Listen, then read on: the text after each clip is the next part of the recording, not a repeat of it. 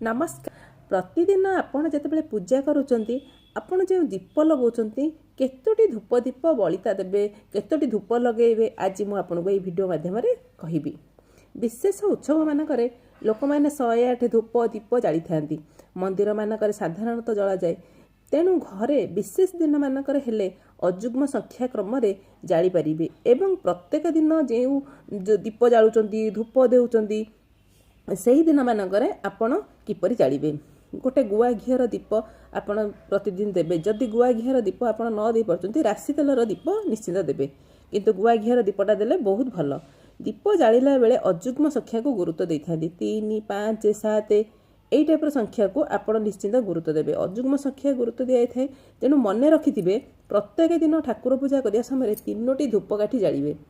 कहीं जालिबे ना 3टी धूपकाठी हेले ब्रह्मा विष्णु महेश्वर र प्रतीक। सेहीपरि माँकर माँ सरस्वती, माँ काली, माँ लक्ष्मीकर प्रतीक। सत्व रजतम एही 3 गुणर अधिकारी जी हेउचंती से परम ब्रह्म परमात्मा। विश्वर एही गुण को मनीष मध्य सृष्टि कराइछंती। त्रिवित पापनाश करंती।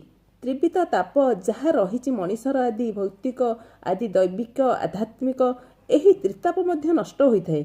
सेथिपई 3 संख्या को गुरुत्व दिया जायछि। जदि आमे धूप देला बेले 3 संख्यार ठाकुर को समर्पण करिबा, दीप तो गोटे समर्पण करिबा, धूप जदि आमे 3टी समर्पण करिबा, आमर जेउ त्रिवित ताप रहिछि प्रभुଙ୍କ कृपारु सेही त्रिवित ताप नष्ट होइजिवो। तेणु मने रखिबे धूप दीप को केबे भी तले रखिबे नहीं। जेतेबेले धूप दीप आपण पूजा करिवे सेतेबेले गोटे आस्थान देबे। ताकू आस्थान देकी ताथरे फूल रेसिके सजे देबे कि गोटे पित्तल थालीटे रखिले रखि देकी एबे भी स्टैंड मिलुची ऑनलाइन आपण आनी परिबे। ताथरे फूल चाउल देकी सुंदर भाबरे सजेकी ताकू रखिबे। प्रथमे जेतेबेले पूजा करिवे धूप दीप को प्रथमे पूजा करिदेबे। टिके सिंदूर टिके चंदन टिके सब लगेकी आगे प्रथमे दीप पूजा करदेबे, कलश पूजा करिवे, तापर आपण प्रभु को पूजा करबा को जिवे। जे कोनोसी पूजा उत्सव जहाँ भी हेइथाउ ना काहेकि।